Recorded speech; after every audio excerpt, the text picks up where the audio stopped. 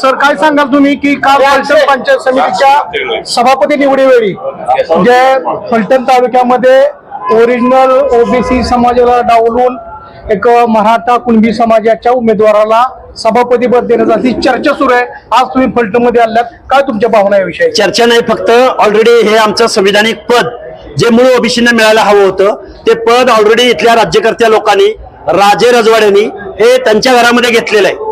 त्यामुळे आमच्या मागासवर्गीयांच्या ताटात अनाथ माती कालवण्याचं काम, ज्यांना आम्ही पिढ्यानपिढ्या मतदान दिलं, ज्यांना आम्ही मान सन्मान दिला, ज्यांना आम्ही राजे म्हणून मान सन्मान दिला, त्या माणसाने आम्हा मागासवर्गीयांना जे घटनेनं जे मंडल आयोगाच्या माध्यमातून जे ओबीसीला आरक्षण मिळालेलं होतं ते आरक्षण हिरावून घेण्याचं काम फलटण मधल्या लोकांनी केलंय. आणि त्याच्या पलीकडे जाऊन महाराष्ट्राचे मुख्यमंत्री आणि महाराष्ट्रातल्या अनेक मंत्र्यांनी सांगितलं होतं की आम्ही 2 सप्टेंबरचा GR काढलाय, तो मूळ ओबीसीच्या आरक्षणाला धक्का लागत नाही. मग त्याची प्रयोगशाळा आमच्या फलटण मध्ये केली का तुम्ही? ती प्रयोगशाळा कोल्हापूरचं महापौर पद देताना तुम्ही कोणाला दिलं? पिंपरी चिंचवड मध्ये पुण्यामधली परिस्थिती काय?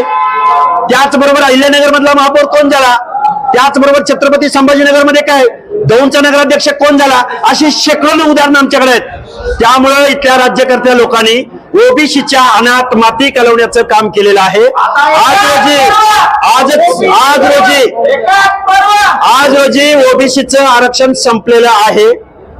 हे झालं पंचायत राज निवडणुकीमधलं. एमपीएससीची यादी घ्या, यूपीएससीची यादी घ्या.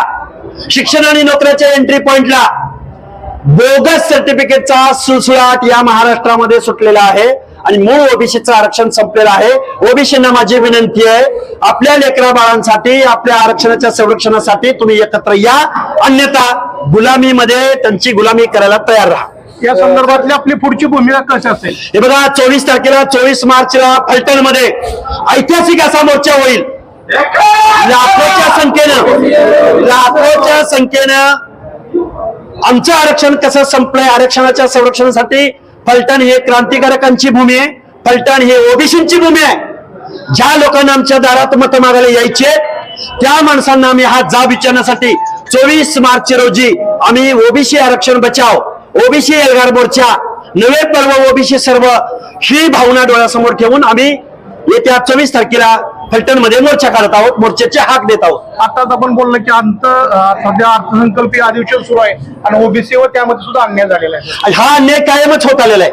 ज्या फुले शाहू आंबेडकरांनी देशाला दिशा दिली, ज्या फुले शाहू आंबेडकरांनी पुरोगामी विचार महाराष्ट्राला दिला, त्याच महाराष्ट्रामध्ये ओबीसींना 0.5% वर बजेट दिलं जात नाही.